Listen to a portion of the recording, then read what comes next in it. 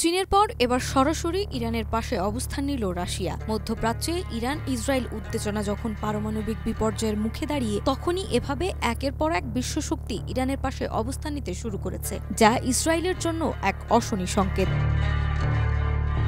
রাশিয়ার পররাষ্ট্র মন্ত্রণালয় 17 জুন এক বিবৃতিতে ইসরায়েলকে কড়া ভাষায় হুঁশিয়ারি দিয়ে জানিয়েছেন, ইরানের শান্তিপূর্ণ পারমাণবিক স্থাপনাগুলোর উপর ধারাবাহিক হামলা আন্তর্জাতিক আইন লঙ্ঘন এবং তা গোটা বিশ্বের নিরাপত্তার জন্য গুরুতর হুমকি তৈরি করছে। রুশ পররাষ্ট্র মন্ত্রণালয় বলছে, আইআইএ তত্ত্বাবধানে থাকা ইরানের পারমাণবিক স্থাপনাগুলোর উপর অবিলম্বে হামলা বন্ধ করুন, নয়তো বিশ্ব এমন এক পারমাণবিক বিপর্যয়ের দিকে ধাবিত হবে যার প্রভাব শুধু মধ্যপ্রাচ্য নয়, ইসরায়েল নিজেও রেহাই পাবে না। মাঠের অলরাউন্ডার আমি, আর ঘরের অলরাউন্ডার টাইলক্স।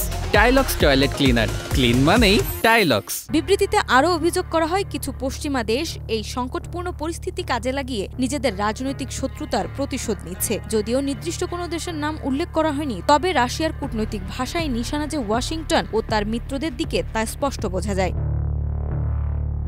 উল্লেখ্য, ইসরায়েল যখন অপারেশন রাইজিং লায়ন চালায়, তখন থেকেই রাশিয়ার কর্মকর্তারা পরিস্থিতিকে উদ্বেগজনক ও অস্থিতিশীল হিসেবে বর্ণনা করেছেন। বিশ্লেষকরা বলছেন, রাশিয়ার এই অবস্থান আন্তর্জাতিক কূটনীতিতে বড় ইঙ্গিত। ইরান এখন আর একা নেই। পশ্চিমাদের প্রভাব খর্ব করতে রাশিয়া ও চীন যৌথভাবে মধ্যপ্রাচ্যের ভারসাম্য বদলে দিতে চাইছে, যা হবে বিশ্বের জন্য সুখকর।